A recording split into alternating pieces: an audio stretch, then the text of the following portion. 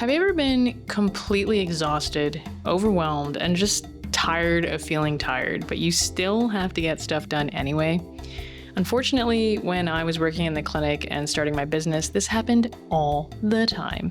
And when you're already drowning, the last thing that you want is more stuff to do to help you do more stuff. You want some of this?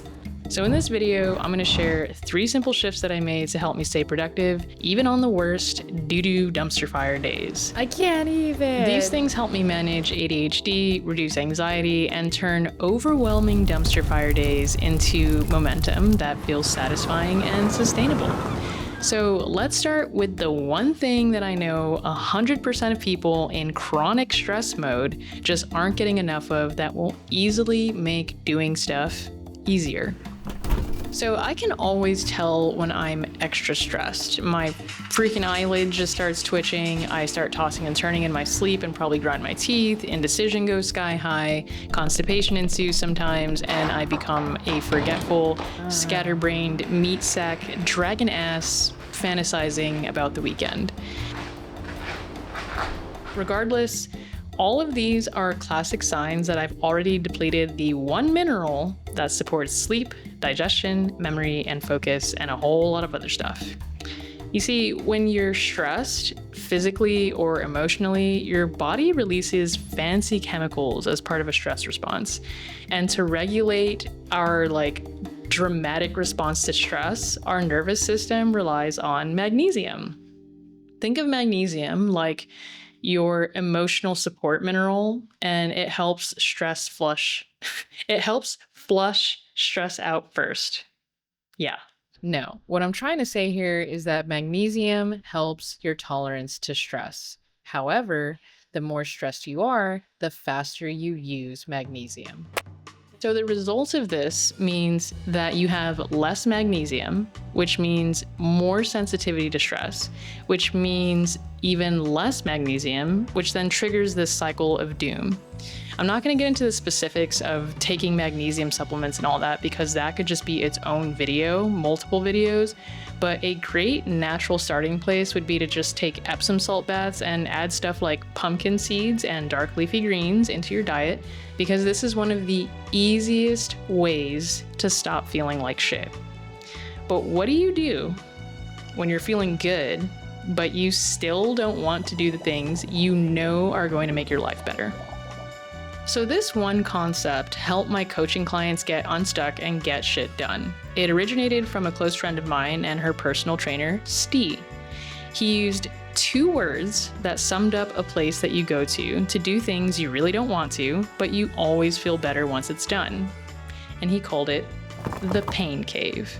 Before you know it, Katie and I were saying it all the time. I'm headed into the pain cave to do my taxes. Just came out the pain cave after doing boring business admin, taking a break from the pain cave and going for a walk.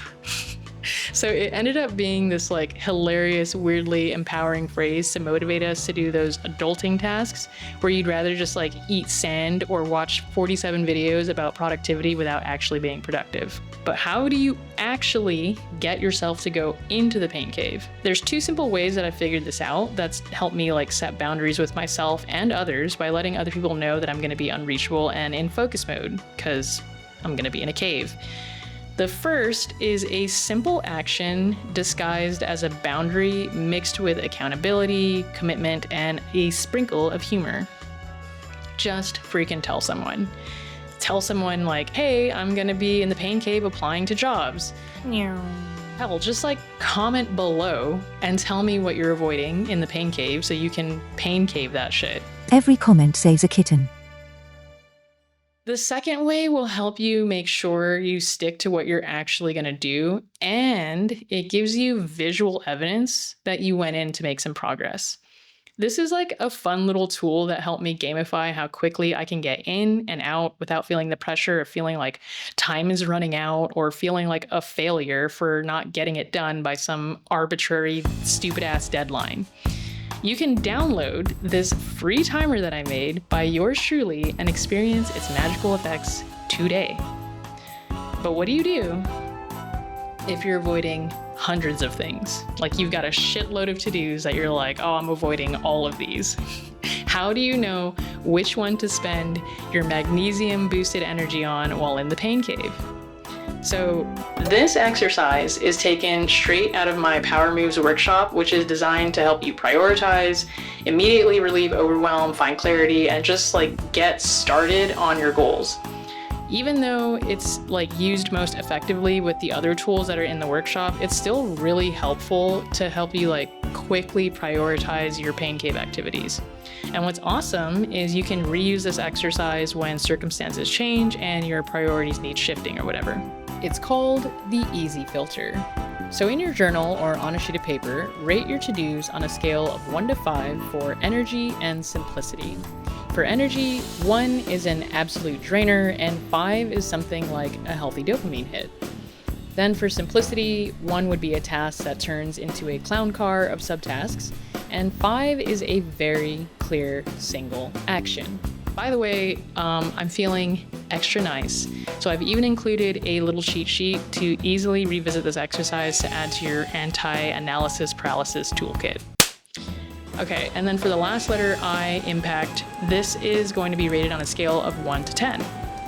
1 means that it's not going to have much of an impact on your life, and 10 meaning that this could be potentially life-changing stuff if you tackle this thing in the pain cave ASAP. So the highest score you can get for a task is 20, which would mean this task is really exciting, one simple step, and will potentially change your life. So for example, a no-brainer pain cave activity would be actually opening and reading Simi's newsletters. Me. Simi. Why am I talking about myself in the third person? Anyway, rank each of your tasks from highest to lowest, and voila, you've got a clear starting place for making progress on things you've been avoiding. Oh, and if you've got a tie, just like go with your gut. You'll know. Over time, this is going to help you develop prioritization skills, and you'll spend less time wallowing in indecision perfectionism land, and instead you'll be kicking fear, anxiety, and stress in the asshole while in the pain cave. But like I said, this exercise is meant to be used more so after you've gotten some deep upfront clarity, so just make sure you've got access to the pain cave and the ESI cheat sheet to help you take advantage of more tools that I have coming your way.